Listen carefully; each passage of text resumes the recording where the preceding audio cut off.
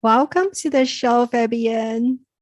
Thanks for having me, Lucy. So, you are a mom of three and you've been a business owner for 20 something years.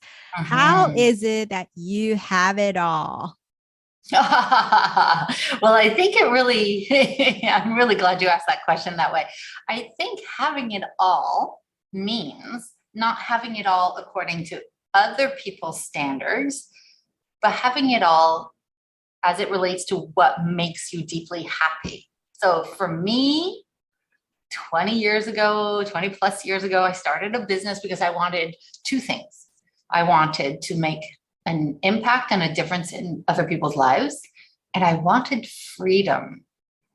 And at the same time, even though I wasn't married at the time and I did not have children, I wanted one day to be able to have a career, because that was a non-negotiable for me, a career that would allow me, if I wanted to spend great amounts of time with my children. And I've been able to do that. I've been able to be with my three, they're almost all teenagers now, and build a multiple $1 million a year business. I've been at multiple millions a year for 14 years, only sharing that. If there's anybody here who is curious about how that works, with it all kind of going pretty well, considering the pressures of both sides. I mean, I'm happy to dive deeper into how one does that, but that's a little bit of where I am right now. I love that. I love that. And I'm the same. I never work on evenings. I don't work weekends. And when my daughter's on spring break, guess what? I get a 2 week vacation as well. So that's what business is all about, right? It's having the freedom to actually enjoy with being with your family or loved ones, partners, whoever you would like to spend time with, and have making money as a fun byproduct, really to have that thriving business. Well, that's if you're intentional, right? But I've worked with tens of thousands of women for whom that wasn't the case because they bought into the I have to be available for everybody. I don't get to set boundaries. I need to put everybody else's needs first and my needs and my family's needs last. So, yeah, like you figured it out. I figured it out, but not everybody has it figured out. The thing is, though, I think most women buy into the belief that when they want to make more money, they have to work more and work harder around the clock, that hustle. I mean, I've been there, right? I don't know about you, but I've been through the hustling stage at my, younger days, but really that hustling only gets you so far. It gets you to a place, but eventually you'll burn out and get stuck. So now I absolutely believe that you can make more money working less and you move faster when you actually slow down. Would you agree with me? 100%. And I actually just wrote an entire book about that a year ago, and it's quietly creating a revolution around women business owners. It's called the leveraged business. And it's this idea that while the male perspective of doing business is all about pushing, doing, working all hours of the night and just sacrifice, I don't believe that we women actually work that way best.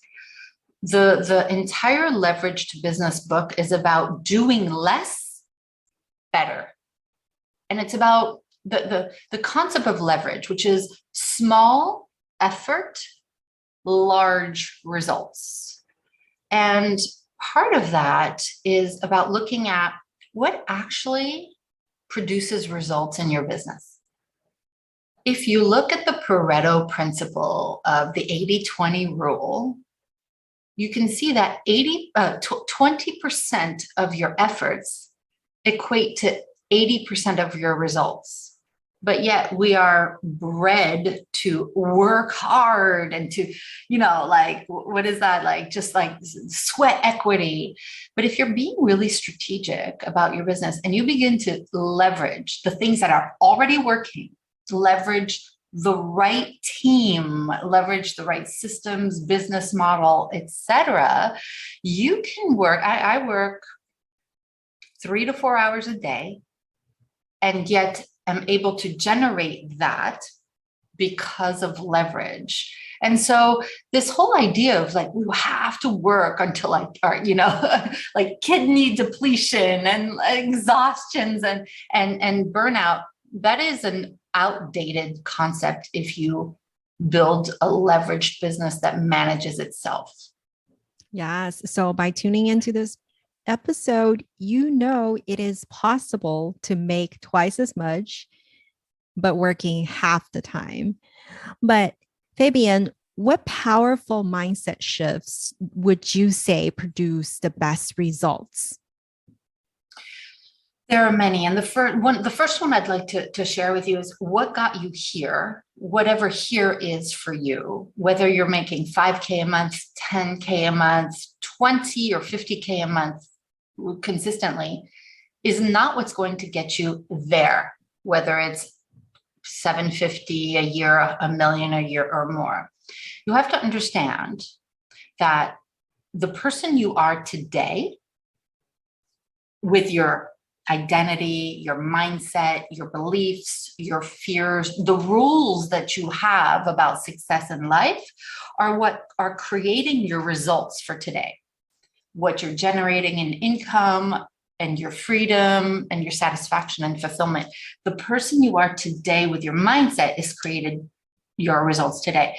If you want new results, if you want a new abundance, new freedom, new impact, you need to change on the inside. Now, what does the changing on your mindset level mean? It means looking at what are my beliefs about, let's just say you want to make $1 million a year, but get 14 to 16 weeks of unplugged vacations a year. What are your beliefs about who that type of person lives, believes and acts like? And anytime there is a belief around that is in non-alignment, disalignment with what you have today, what you want to become, that will not happen. So it's about looking at your rules, your beliefs, your fears, and shifting those on the inside so that you can act differently on the outside. Absolutely. I cannot agree with you more. And there's always that next version of us that we're going to need to embody in order to become that. If you want to have whatever your next level is, you need to first become that person in your identity, in your self-image. Why? Because the opposite of that is willpower. And, a willpower will last 3 months, 3 weeks, 3 days, 3 hours, 3 minutes for most of us. That the real results get created in your subconscious mind, which we'll call mindset for the purposes of our time together today. And 95% of our actions come from the subconscious realm, from this identity, from this self-image, for how we see ourselves to be in the world, what we think we're worthy of, what we celebrate in the world. And identity drives behavior. So you can will yourself to become this $1 million business owner with all this free time and building all these houses and wherever you want to build in the world for other people. But if you do not see yourself that way, and this is the whole premise of the book, right, that I've written, is mindset first methodology. It doesn't even matter about your strategies and actions. They will not work. I'm putting my stake in the ground. They will not work until you believe they will work for you. And that requires doing the work on the subconscious realm, on the mindset realm, which is why you must apply apply a mindset first methodology. And this is what we do at Bold Heart all day long, tens of thousands of women, mindset first, because that's what creates changes. It's so true. And I think a lot of women have this misconception that because of the economy, because of the pandemic, or because of XYZ, there's always a reason. There's always going to be excuses. How to get out of your own way is what you need to figure out, right? Mm-hmm. And part of that is looking at the way the world actually works. The way the world actually works is not about all action. And that's a very masculine approach to life. But because the masculine has been rewarded for so many thousands of years, we women, especially who know we are meant for more, have wanted to be rewarded. And so we lean a little too much in the action way of approaching all of life. And so we've lost half of ourselves. And if you look at anything that works in nature, look at the yin and yang, look at masculine, feminine, light and dark, hot and cold, everything works when it is 50-50, or at least there is a balance between the two. And so if we want to get out of our own way, we need to stop being masculine all the time, whether we realize we're doing it or not. It is about employing the feminine aspects, that powerful feminine element of building a business or building a life or whatever it is that you want, and looking at, okay, so the masculine pushes us to action and pushing and solo and accumulation and competition, where the feminine energy of being and rejuvenating and pulling as opposed to pushing, and rejuvenation and intuition and feeling and collaboration and nurturing and compassion, when we bring these things into our business, and this is what we do with our women, we bring the feminine in, and because they've already mastered the masculine. And when you have the two together, they become incredibly powerfully feminine. They know when in the day to step into their masculine and when in the day to step into their feminine. And because of that, they don't burn out. Because of that, they have the intuition and the strategy, the pushing and the pulling, and it all works together. And that is how you get out of your own way as a woman in business. Beautifully said. Use your feminine strength. It's more needed now than ever. And especially, I feel like we're so lucky. We're so lucky to be living in today's age, being a female business owner, being a female leader in today's age. We have unprecedented advantage over the women, that lived hundreds of years ago. And so really use this power. Use what you have already, and your well of wisdom, your power is already within you. Mm-hmm. And, dare I say that we've experienced so many thousands of years of masculine. And as the world will show you now, it needs more feminine energy and compassion and love and nurturing than ever before. So if I dare say it, the future is feminine. This is your time to be unapologetic, to use your voice, to take up more space, and really, again, to be unapologetic about your feminine power.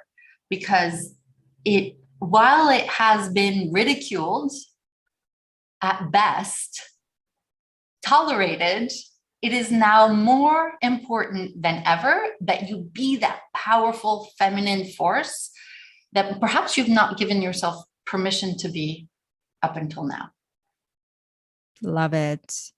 So if you're here with us, believe that it's absolutely possible to run a multi 7-figure business with a bunch of kids, working on 3-hour days. Anything you put yourself out there is possible. So Fabienne, with your days in and out of running your business and running around with your kids. Mhm. What is your favorite quote that you go by?